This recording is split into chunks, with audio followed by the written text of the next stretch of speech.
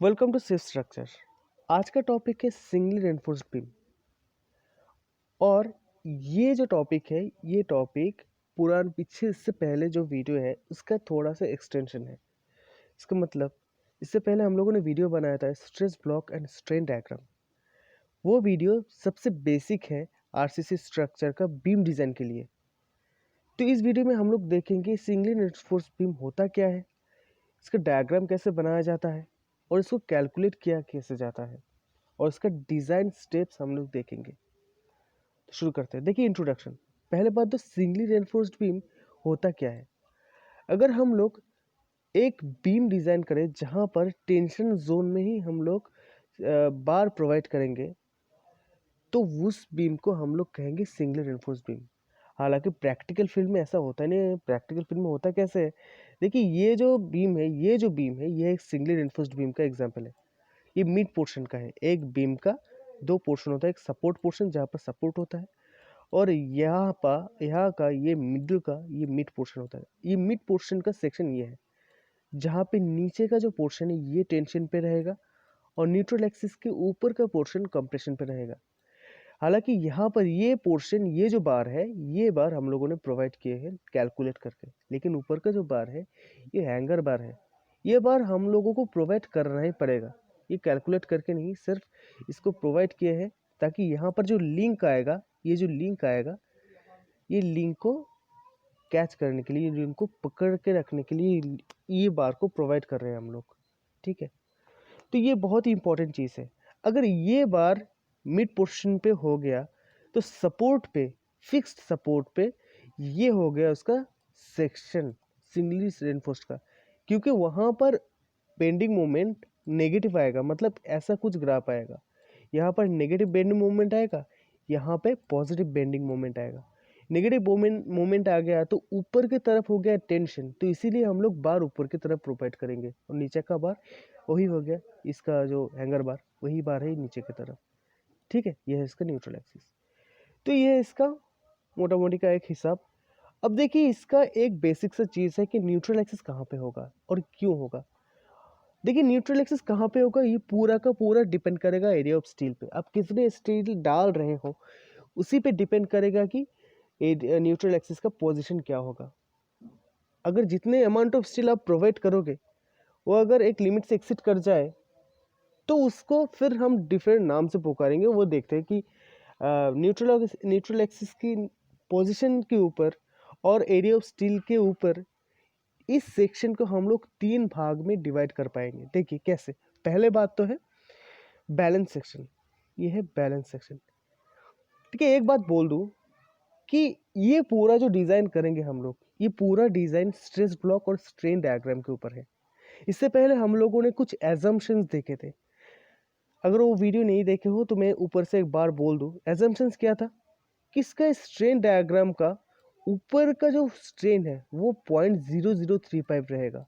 0.0035 maximum इतना ही रहेगा, हम लोग एज्यूम करो। नीचे का जो स्ट्रेन है वो ये वाला रहेगा 0.87 FY ES प्लस 0.002। इससे ज़्यादा रहना चाहिए नीचे का जो स्ट्रेन है। तो ये एजम्पशन हम लोगों को फुलफिल करना होगा। इसी के इर्द गिर्द पूरा का पूरा डिज़ाइन इसी के इर्द गिर्द है। सिर्फ इसको सेटिस्फाई करो। वो जो 6 हम लोगों ने एजम्पशंस बोले थे, नंबर 2 और नंबर 6 जो एजम्पशन था उसी को सेटिस्फाई करो। नंबर 2 का एजम्पशन ये था, नंबर 6 का एजम्पशन ये था। इसको सेटिस्फाई करो, पूरा का डिज़ाइन हो जाएगा। कैसे देखो, तो ये बैलेंस सेक्शन। बैलेंस सेक्शन होता क्या है, बैलेंस सेक्शन में बोल रहा है कि ऊपर का जो स्ट्रेन है टॉप पे क्या रहेगा, कंप्रेशन। ऊपर का तरफ कंप्रेशन जोन में जो स्ट्रेन हो मैक्सिमम 0.0035 रहेगा और नीचे की तरफ स्ट्रेन वो ये रहेगा। ठीक है, ऊपर की तरफ ये और नीचे की तरफ ये। कब रहेगा, at the time of failure. जब वो फेल करेगा तब इन दोनों का स्ट्रेन ऐसा रहेगा, ऊपर के 0.0035, नीचे का 0.87 FY प्लस 0.002 ES, ये रहेगा। तो वहाँ पर XU is equal to XU max, वो डिस्टेंस XU मैक्स होगा, मतलब XU लिम। इससे ज़्यादा न्यूट्रल एक्सिस हम लोग नहीं अप्लाई करते, तो XU लिम होगा। इस सेक्शन को हम लोग बोलेंगे बैलेंस सेक्शन, जो ये क्राइटेरिया मैच करेगा। अब अंडर रेनफोर्स्ड किसे कहेंगे? अंडर रेनफोर्स्ड कहेंगे ऊपर का जो कंप्रेशन, ऊपर का जो स्ट्रेन है वो 0.0035 ही रहेगा at the time of failure, जब फेल करेगा। और नीचे का जो स्ट्रेन है वो ये वाला डेटा से ज़्यादा होगा, ठीक है, इससे कम नहीं, इससे ज़्यादा होगा, ठीक है। तो उस सेक्शन को हम कहेंगे अंडर रेनफोर्स्ड, ठीक है। अब ओवर रेनफोर्स्ड क्या है? ओवर रेनफोर्स्ड में बोल रहा है कि ऊपर का जो स्ट्रेन है, ऊपर का strain 0.0035 at the time of failure, और नीचे का जो स्ट्रेन है ये 0.87 FY ES प्लस 0.002, ये वाला डेटा से बहुत ही कम रहेगा। तो इस टाइम पे, इस बार में ये जो होगा XU, जो न्यूट्रल एक्सिस है वो XU लिम से बहुत ही ज़्यादा होता है। तो ये वाला सेक्शन होता है अंडर ओवर रेनफोर्स्ड, ठीक है। तो हम लोग ऊपर के जो स्ट्रेन 0.0035 ही क्यों कंसिडर कर रहे हैं, इसके बारे में मैंने पिछले बार बोला था कि हम लोग कंक्रीट का स्ट्रेन 0.4 से 0.6 होता है, लेकिन हम लोग एज्यूम कर रहे हैं कि उसका मैक्सिमम स्ट्रेन क्या है, 0.0035 है। अगर इससे ज़्यादा स्ट्रेन हो जाएगा तो ये ब्रिटल फेलियर होगा, मतलब कंक्रीट कोलैप्स कर जाएगा। तो इसीलिए हम लोग ऊपर का स्ट्रेन 0.0035 से ज़्यादा नहीं डाल पाएंगे। अगर ज़्यादा हो गया तो वो कंक्रीट कोलैप्स कर जाएगा, मतलब कंप्रेशन फेलियर, इसका मतलब ब्रिटल फेलियर होगा, ठीक है। तो इसी वजह से हम लोग वो जो 0.2 और 0.6 का जो एजम्पशन है वो ध्यान रख के ये पूरा डिज़ाइन करेंगे। अब देखिए शिफ्ट ऑफ न्यूट्रल एक्सिस। अब neutral axis area of steel के वजह से ही न्यूट्रल एक्सिस हम लोग मानते हैं। अब न्यूट्रल एक्सिस का शिफ्ट हो सकता है या नहीं, ये देखेंगे कि कैसे होता है। देखिए पहली बात तो एक एक सेक्शन को हम लोग कंसिडर कर लिए, ये जो सेक्शन है ये हम लोग अंडर रेनफोर्स्ड एक सेक्शन को हम लोग कंसिडर किए हैं, उसका जो स्ट्रेन डायग्राम है वो है ये। अब इसका स्ट्रेन डायग्राम कुछ इस तरह से होगा। अब इसका हम लोग थोड़ा स्ट्रेस, थोड़ा फोर्स अप्लाई कर रहे हैं, तो ऊपर की तरफ जो स्ट्रेन है वो छोटा सा हो गया, मतलब यहाँ तक आ गया, और इसका जो स्ट्रेन है वो नीचे यहाँ तक आ गया। जो प्रोफाइल 1 है वो ये अभी तक ये 0.87 FY बाई ES प्लस 002 तक नहीं आया, उससे कम है, ठीक है। अब थोड़ा और ज़्यादा फोर्स अप्लाई कर रहे हैं तो यहाँ तक आ गया, प्रोफाइल 2 तक। अब देखते हैं कि प्रोफाइल क्या होता है। अब नीचे का जो स्ट्रेन है 0.2, प्रोफाइल 2 वाला, वो 0.87 ES प्लस ये वाला जो डेटा है इसको मैच करके यहाँ तक ये स्ट्रेन आ गया। और ऊपर का जो डेटा है, ऊपर का जो स्ट्रेन है वो अभी तक 0.0035 तक नहीं गया, मतलब ऊपर में आप और स्ट्रेन दे पाओगे, है ना। मतलब 0.0035 इसका अल्टीमेट है, इतने तक तो आप स्ट्रेन दे पाओगे। यहाँ पर भी ये 0.0035 तक अब नहीं गया, लेकिन नीचे भी देखिए 0.87 ES प्लस 0.002 यहाँ तक आ गया। नीचे भी आप और स्ट्रेन आप दे पाओगे क्योंकि अंडर रेनफोर्स्ड है, अंडर रेनफोर्स्ड है, इसीलिए हम लोग और स्ट्रेन देंगे। अंडर रेनफोर्स्ड में यही तो है, अंडर रेनफोर्स्ड, ये डेटा से ज़्यादा स्ट्रेन हम लोग देंगे। तो अब और फोर्स दीजिए, तो ऊपर का जो स्ट्रेन है वो 0.0035 तक चला गया, और नीचे का जो स्ट्रेन है वो ये जो है प्रोफाइल 3, मतलब यहाँ तक आ गया, ठीक है। अब एक बात आप लोग समझिए, देखिए ऊपर का जो स्ट्रेन है वो 0.0035, तो ऊपर का जो फोर्स है तो कितना होगा, हम लोगों ने कैलकुलेट किए थे कंप्रेशन फोर्स इक्वल टू, हम लोगों ने कैलकुलेट किए थे ना पिछले वीडियो में, कंप्रेशन फोर्स पूरा जो स्ट्रेस ब्लॉक को कंसिडर करके 0.36 into FCK into XU into B, ये कैलकुलेट किए थे ना। तो ऊपर का जो कंप्रेशन फोर्स है वो 0.0035 ये वाला पूरा आ गया, ठीक है। चलो अब नीचे का जो फोर्स है प्रोफाइल 2 के लिए, नीचे का फोर्स क्या है 0.87 FY, 0.87 FY into AST, AST, ठीक है। नीचे का जो फोर्स है टेंशन फोर्स नीचे का ये हो गया। अब नीचे का टेंशन फोर्स आपको ये मिल गया प्रोफाइल 2 के लिए, प्रोफाइल 2 के लिए। लेकिन प्रोफाइल 3 में आपका नीचे का जो टेंशन फोर्स है वो यही रहेगा, क्योंकि इसका जो स्ट्रेन है, इसका जो स्ट्रेस है वो 0.87 FY ही होगा, इससे ज़्यादा तो नहीं होगा ना। इससे ज़्यादा होगा नहीं होगा, क्योंकि हम लोग स्ट्रेस स्ट्रेन डायग्राम में क्या देखे थे, यहाँ तक कि सर्टेन पॉइंट पे जाते कि सीधा हो जाता है, और पॉइंट 2 स्ट्रेन से 0.002 से यहाँ तक ये फिक्स हो जाता है ना, यहाँ से तो नीचे ऊपर नहीं जाता। तो यहाँ पर भी 0.87 FY AST यहाँ पर भी रहेगा और यहाँ पर भी रहेगा, दोनों साइड में प्रोफाइल 2 और 3 पे भी, दोनों पे ही सेम रहेगा। लेकिन ऊपर का स्ट्रेन ये बढ़ गया, तो देखिए अब यहाँ पर क्या होगा, पॉइंट प्रोफाइल नंबर 2 का जो कंप्रेसिव फोर्स है वो उससे ज़्यादा फोर्स होगा प्रोफाइल नंबर 3 पे। समझ रहे हो ना कैसे? देखो इस बात को थोड़ा सा समझने की कोशिश करो। प्रोफाइल 2 का जो अगर स्ट्रेस ब्लॉक बनोगे तो कुछ ऐसा आएगा, यहाँ पे ये 0.002 0.002 पे ये ऐसा कुछ होगा, यहाँ से यहाँ तक 0.002 तक सीधा आता है, और मान लेते हैं कि प्रोफाइल 2 यहाँ तक 0.0035 नहीं है, लेकिन 0.0028 मान लेते हैं कि 28 तक आ गया यहाँ पर, ठीक है ना। लेकिन अगर प्रोफाइल नंबर 3 को देखोगे 0.0035 तक, अगर फिर वही बात प्रोफाइल नंबर 3 को अब अगर आप देखोगे कुछ ऐसा आएगा, स्ट्रेस ब्लॉक कुछ ऐसा आ जाएगा स्टील का, और ये हो गया आपका 0.002 तक, 0.002 तक ये सीधा आएगा, उसके बाद पैराबोलिक। तो देखिए प्रोफाइल नंबर 3 पे आप जो रेक्टेंगुलर पोर्शन है वो ज़्यादा मिलेगा आपको, और पैराबोलिक पोर्शन तो अब मिलेगा ही, वैसे ही मिलेगा, लेकिन प्रोफाइल नंबर 2 पे थोड़ा कम मिलेगा। तो क्या हो गया, प्रोफाइल नंबर 3 पे आपका कंप्रेसिव फोर्स ज़्यादा मिलेगा प्रोफाइल नंबर 2 से। अगर ऐसा हुआ कि कंप्रेसिव फोर्स यहाँ पर कुछ और मिल रहा है, यहाँ पर कुछ और मिल रहा है, लेकिन इस केस में compressive force equal to profile number 2 में compressive force equal to tensile force हो रहा है, तो इक्विलिब्रियम में है। लेकिन प्रोफाइल नंबर 3 में compressive force equal to tensile force होगा नहीं होगा, कंप्रेसिव फोर्स ज़्यादा होगा। तो यहाँ पर इक्विलिब्रियम कंडीशन मेंटेन नहीं कर पा रहा है ये जो पूरा सेक्शन है। इसी वजह से ये जो न्यूट्रल एक्सिस है ये ऊपर की तरफ शिफ्ट करेगा, तो न्यूट्रल एक्सिस का डेप्थ क्या होगा, ये घट जाएगा। अगर न्यूट्रल एक्सिस का डेप्थ घटेगा तो ओवरऑल कंप्रेसिव स्ट्रेस भी, कंप्रेसिव फोर्स भी घटेगा। अगर कंप्रेसिव फोर्स घटेगा, इन केस में हम लोग कहेंगे T इक्वल टू C। तो ये समझे कि न्यूट्रल एक्सिस को क्यों हम लोग शिफ्ट करते हैं, तो यही है। तो बहुत ही आसान है, बहुत ही सिंपल है, थोड़ा थोड़ा करके समझिए, इजी, और वक्त दीजिए। आपके एजुकेशन के ऊपर वक्त दोगे तो कुछ सीख पाओगे, ठीक है। यह आपका प्राइम नीड यही है, अगर सीखोगे तो कुछ कर पाओगे। तो देखिए अब डायग्राम एनालिसिस, देखिए स्ट्रेस स्ट्रेन डायग्राम को हम लोग बहुत बार बहुत अच्छे से इसके पहले वीडियो में हम लोग डिस्कस किए थे, यहाँ तक हम लोगों ने डिस्कस कर लिए थे।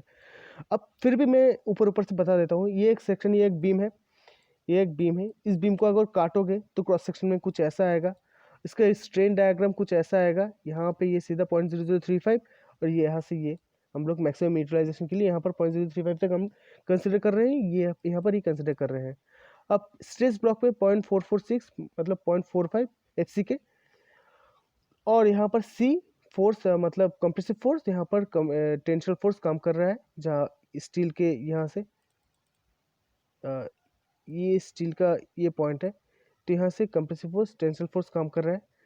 और ये है x1, ये x2, और ये है a क्या है, a क्या है, a है ये जो कंप्रेसिव फोर्स है, यहाँ से कंप्रेसिव फोर्स का जो डिस्टेंस है वो a है, ठीक है।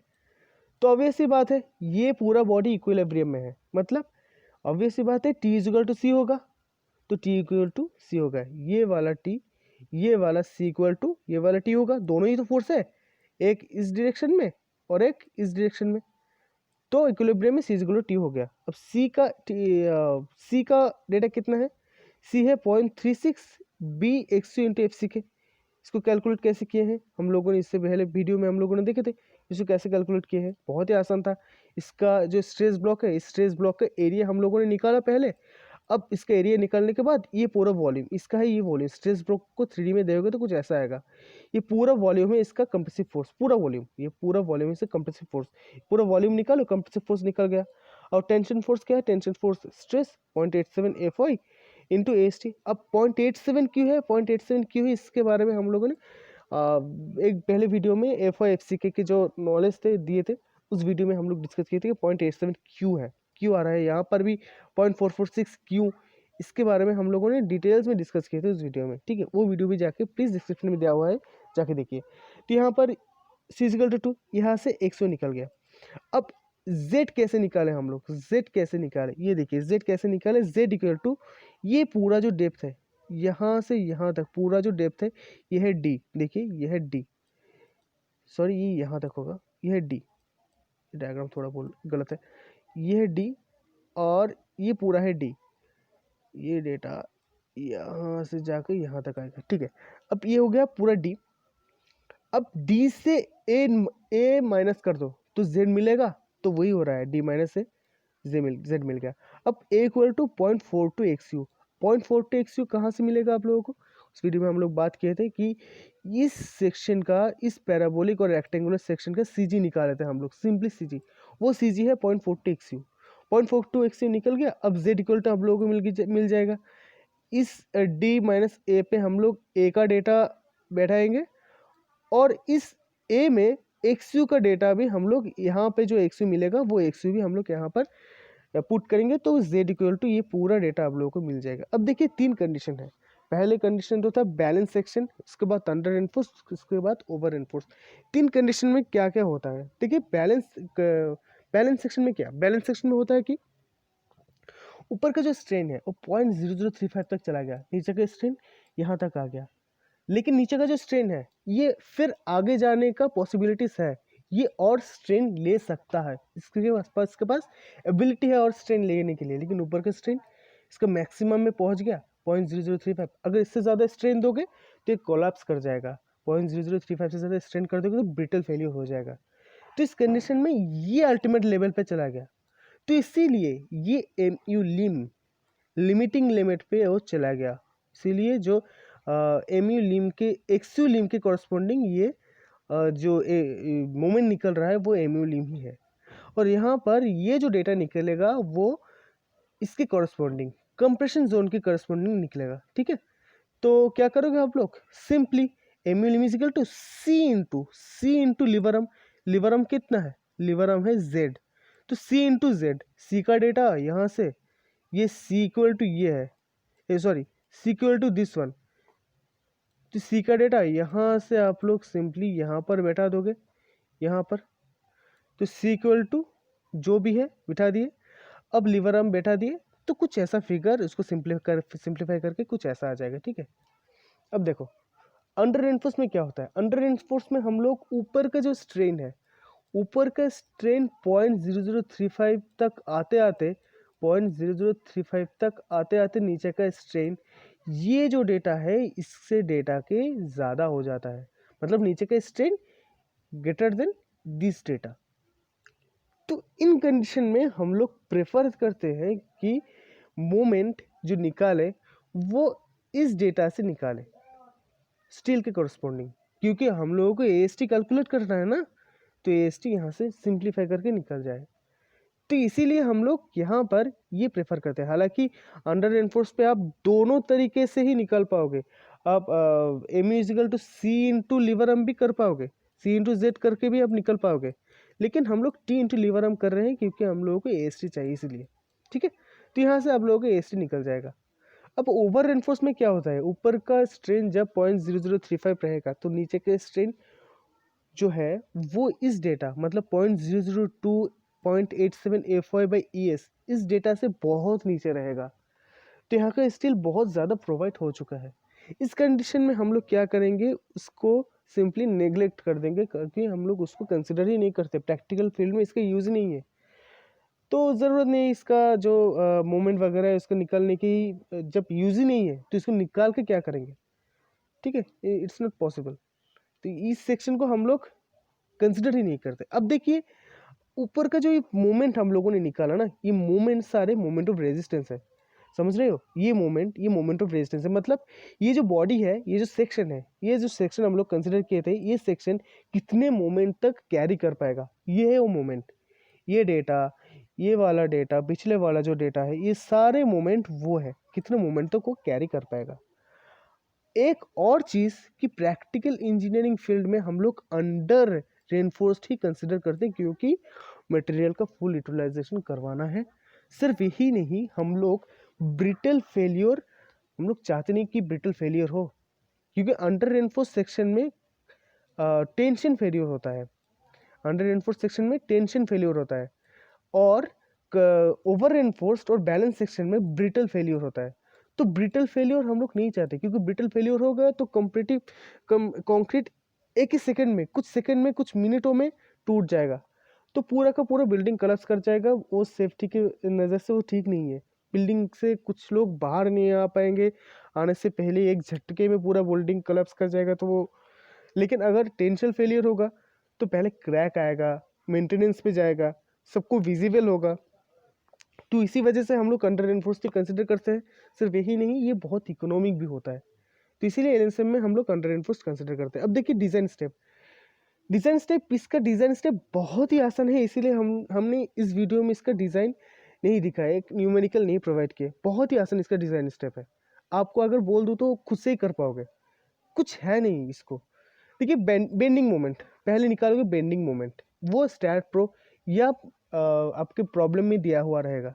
ये एक बीम रहेगा, आपका प्रॉब्लम एक बीम होगा, बोल देगा कि यहाँ पर 20 किलो न्यूटन पर मीटर, 20 किलो न्यूटन पर मीटर का एक लोड है इस बीम का, और क्रॉस सेक्शन दिया हुआ रहेगा।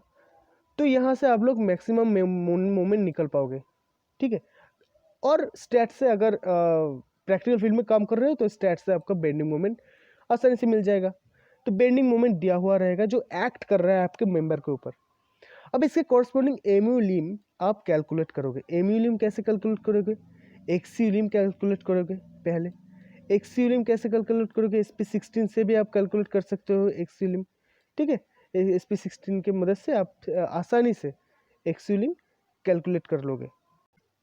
अब आप लोग स्टेप 2 तक समझ गए, ठीक है। अब स्टेप 2 तक समझने के बाद अब देखिए कि स्टेप 3 कैसे करेंगे।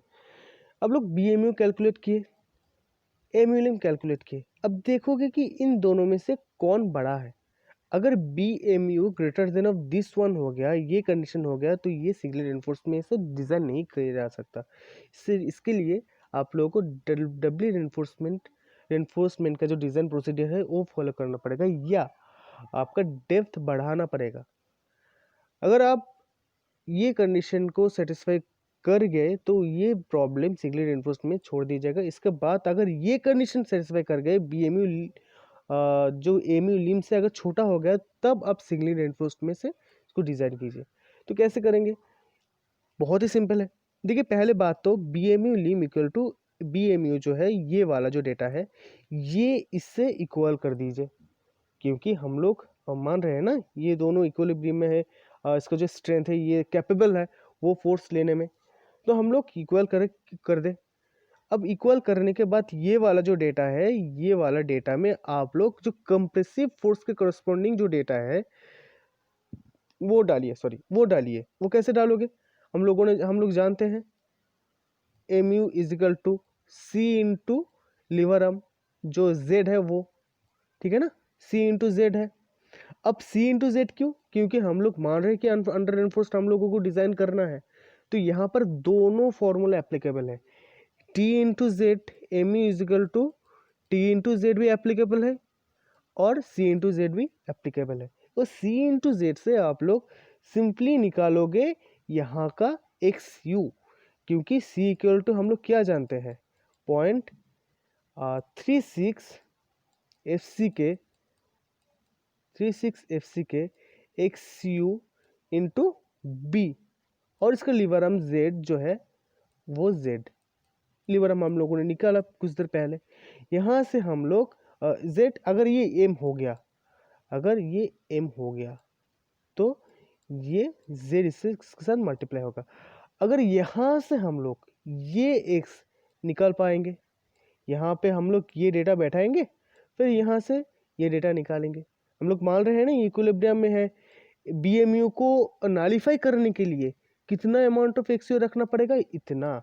अगर ये XU निकल गया, फिर ये XU आप डालोगे T इक्वल टू C वाले फॉर्मूला पे, T इक्वल टू C, वो सी पे आप लोग देखोगे क्या है, वो सी पे टी इक्वल टू सी जो फॉर्मूला है वहाँ पे ये वाला फॉर्मूला, आप लोगों को सारे डेटा मालूम है, ये यहाँ का सारे डेटा और यहाँ का ये सारे डेटा मालूम है, वहाँ से आप लोग एस्ट निकाल लोगे सिंपली आराम से। ये हो गया, अगर ये हो गया फिर बात हो गया ख़त्म, इसके बाद और कोई प्रॉब्लम ही नहीं है। यहाँ पर एक बात, ये पूरा जो झंझट है इसको ख़त्म करने के लिए अगर ये चेक आपका हो गया BMU एम्यू लिम से छोटा अगर एक बार निकल गया तो आप सिंपली ये वाला फॉर्मूला से डायरेक्टली भी निकाल पाओगे, इतना झंझट आपको करने की ज़रूरत ही नहीं है। ये वाला जो बताया मैंने, ये वाला ये कुछ भी करने की ज़रूरत नहीं है, सिंपली इस फॉर्मूले पे डाल दो, क्योंकि ये जो फॉर्मूला है वो वहाँ को डिराइव करके ही लाया गया है, तो सिंपली यहाँ पे ये डेटा डाल दो तो निकल जाएगा। अब यहाँ तक ये एस टी निकल गया तो ये एस टी प्रोवाइड कर दोगे नहीं, फिर चेक करोगे कि मिनिमम ए एस टी का क्राइटेरिया क्या है। मिनिमम ए एस टी का क्राइटेरिया है ये है ए एस। अगर ये ए एस अगर ये ए एस आपका जो ए एस टी है ए एस टी से बड़ा है तो ए एस टी आप लोग प्रोवाइड कर दो तो डिज़ाइन ओके है, क्योंकि मिनिमम ए एस आपको प्रोवाइड करना ही पड़ेगा बिल्डिंग को, बीम को डक्टाइल बनाने के लिए मिनिमम इतना आपको प्रोवाइड करना ही पड़ेगा। सडन फेलियर को आपको रेजिस्ट करने के लिए मिनिमम एस तक प्रोवाइड करना पड़ेगा। अगर एस टी एस से छोटा निकल गया मतलब एस बड़ा हो गया तो ये प्रोवाइड कीजिए, ये नहीं, ठीक है। मिनिमम ये आपको प्रोवाइड करना ही पड़ेगा। अब देखिए कि मैक्सिमम एस टी कितना प्रोवाइड करोगे। मैक्सिमम एस टी लिम क्या है, एक्सियो लिम के कोरोस्पोंडिंग जो मोमेंट निकलेगा, एक्सियो लिम के कोरोस्पोंडिंग जो एस टी निकलेगा वो है एस टी लिम, ठीक है। एस टी लिम निकाल लोगे एक्सियो लिम से सी इजिकल टू टी से, वहाँ पे आप लोग एक्सियो लिम डालोगे जो SP16 से मिलेगा, या कैलकुलेट पिछले बार एस्ट्रेस ब्लॉक में हम लोग कैलकुलेट किए थे एक्सियो लिम, वहाँ से मिल जाएगा। तो यहाँ पे आप लोग डालोगे एस टी लिम या 4% ऑफ ग्रॉस एरिया, मतलब 0.04 B into total D, overall D. इससे ज़्यादा आप लोग स्टील प्रोवाइड नहीं कर पाओगे। अगर इससे ज़्यादा स्टील निकल गया तो वो ओवर रेनफोर्स्ड हो जाएगा। एंड कॉम्पैक्शन करने में आपका ये वाला जो फॉर्मूला है, ये वाला फॉर्मूला देखा गया है, इससे ज़्यादा अगर स्टील डालोगे तो कॉम्पैक्शन नहीं होगा कंक्रीट को, अगर ठीक ठाक तरीके से आप लोग कंक्रीटिंग नहीं कर पाओगे, ठीक है। तो यही है इसका पूरा का पूरा लमसम यही है। इसके लिए हम लोग इसका प्रॉब्लम डिस्कस नहीं किए क्योंकि बहुत ही सिंपल है। इसके इससे बाद डबल इनफोर्स देखेंगे, उसके बाद एक पूरा बीम डिज़ाइन देखेंगे। तो thank you, please like subscribe the channel, thank you very much.